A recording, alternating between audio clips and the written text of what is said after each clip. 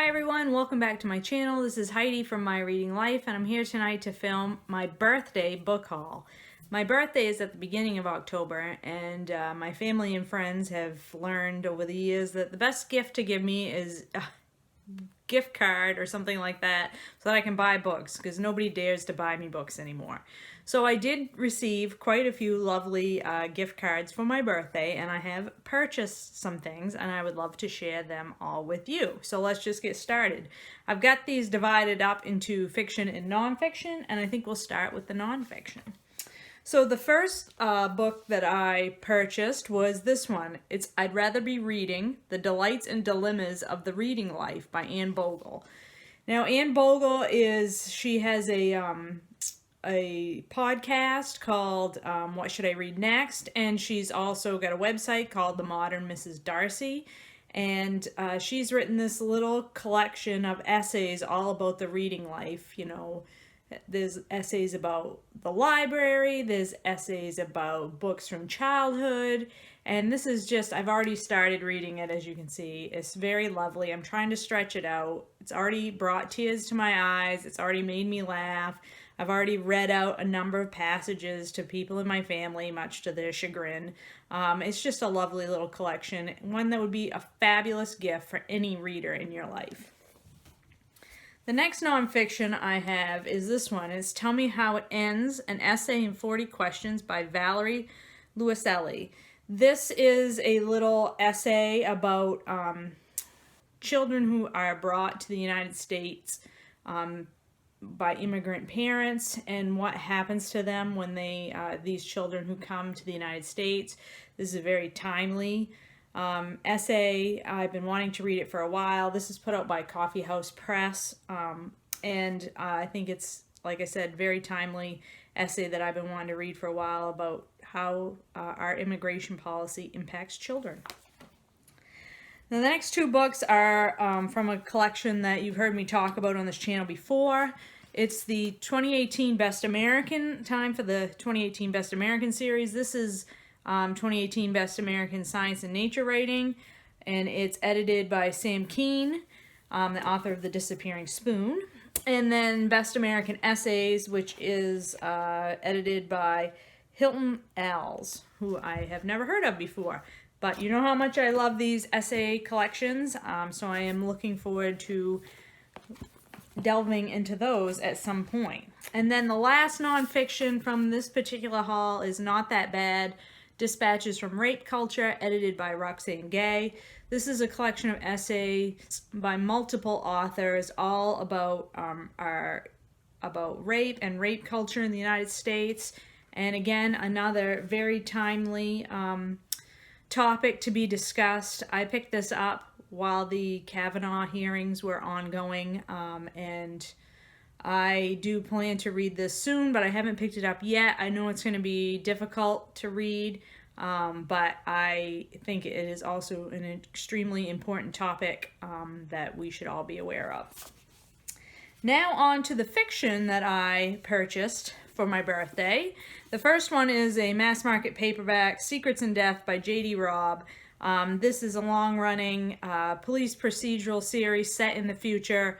The main character, Eve Dallas, who is a police detective in a futuristic New York City. Her husband, Rourke, and her erstwhile partner, Peabody, and a wide cast of characters, which I absolutely love. J.D. Robb is a pen name for Nora Roberts, so there's plenty of romance in these.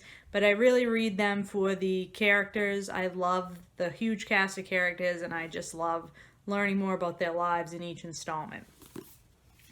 The next book I purchased, very much because of Sean from Sean the Book Maniac. This is Women Talking by Miriam Toews. And this, both Sean and Britta Bowler have spoken about quite highly on their channels. This book is not out yet in the United States, so I had to order it from Book Depository.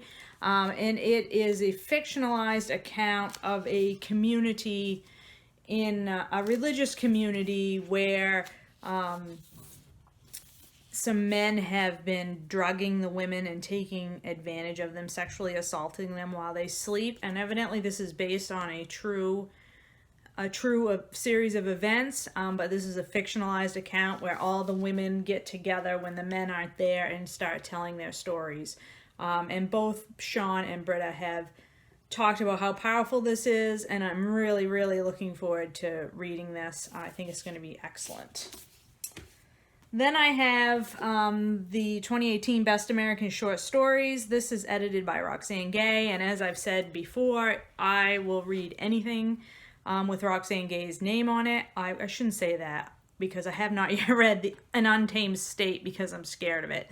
But I know that Roxane Gay does a great job editing collections, and I read her article about how she picked the short stories in this collection, and she very much was picking stories to reflect on our political climate today. So I thought that this would be, I don't read a lot of short stories, but I thought this would be a great collection to pick up if they relate to our culture and our political time currently.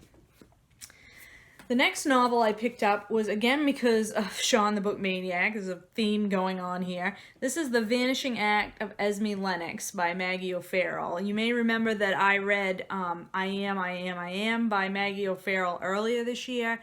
It's one of my top nonfiction reads of the year, and I've been wanting to try some of Maggie OFarrell's fiction, and Sean recommended this book very highly. I believe it's about an older woman, but I couldn't tell you any more than that. So we'll be checking that out and seeing what that's all about. The next book is the third book in the Wayfarers series. I think it's the Wayfarers, right, series. And this is Record of a Spaceborn Few by Becky Chambers. And this is, like I said, the third book in a science fiction series. They don't directly follow on from one another. They just take place in the same universe. And I'm not really sure what this one's about. I kind of wanted to go into it blind a little bit, but I really love Becky Chambers' way of writing science fiction. It's very character-driven stories. The plot is very secondary to finding out more about the characters, and the characters are all very diverse and bring many different perspectives to the story. And I have loved the first two books in this series, A Long Way to a Small Angry Planet and A Closed and Common Orbit, very much, and so I'm very much looking forward to reading this last book. And then the final book is one that I talked about in my Autumn Readathon TBR, and that is The Outsider by Stephen King. This is the latest novel by Stephen King. I'm a huge Stephen King fan. I collect all of his books in hardcover. I've been reading him since I was a teenager, so I was definitely always going to pick this one up. This one is about an 11-year-old boy is found dead in a small town, and suspicion falls upon a teacher at the local school, and that is pretty much all I know about that one. But I know when I start this, I'm in for a rip-roaring good story, and that is what I love about Stephen King. So those are the books that I picked up for my birthday so far. I do have a few more books coming in the mail to me from this sort of birthday shenanigans as buying all these books in the last month. So once I accumulate a few more in the stack, I will do another book haul. And I hope everybody out there is doing really well and reading some great books. And I will talk to you later.